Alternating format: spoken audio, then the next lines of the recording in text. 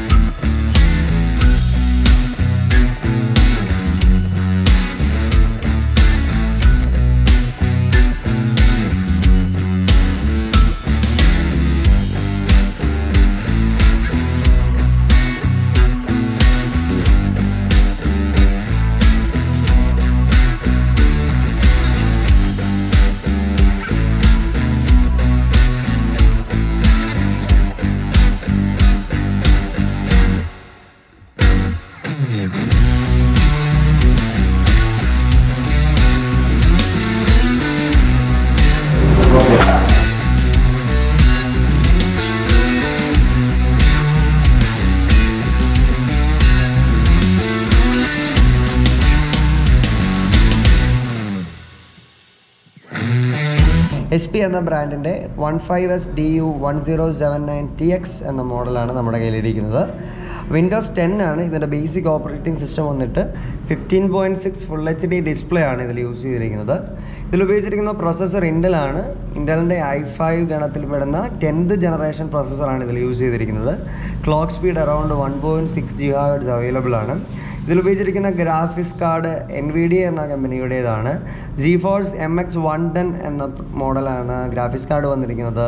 Around 2 GB graphics card ഈ സിസ്റ്റത്തിൽ inbuilt ആയിട്ട് അവൈലബിൾ ആണ്. മെമ്മറി കപ്പാസിറ്റി 8 GB ആണ്. DDR4 ഗണത്തിൽപ്പെടുന്ന 8 GB മെമ്മറി നമുക്കിതിൽ യൂസ് ചെയ്യാം. 1 TB ഹാർഡ് ഡിസ്ക് ഇൻബിൽഡ് ആയിട്ട് വന്നിട്ടുണ്ട്. ഇതിൽ ഇൻബിൽഡ് വെബ് ക്യാം 720 HD വരുന്ന ഇൻബിൽഡ് വെബ് ക്യാം വന്നിട്ടുണ്ട്. 2 സ്പീക്കേഴ്സ് ഇതിൽ അവൈലബിൾ ആണ്. ബിൽറ്റ് ഇൻ മൈക്രോഫോൺ അവൈലബിൾ ആണ്. എല്ലാ ലാപ്പിലുള്ളതുപോലെ ടച്ച് പാഡിൽ വിത്ത് മൾട്ടി ടച്ച് ഗസ്റ്റേഴ്സ് നമുക്കിതിൽ എനേബിൾ ചെയ്യാൻ പറ്റും. HP-യുടെ ഭാഗത്തു നിന്ന് നമുക്ക് 1 വർഷത്തെ ഓൺ സൈറ്റ് വാറണ്ടിയും അവൈലബിൾ ആണ്.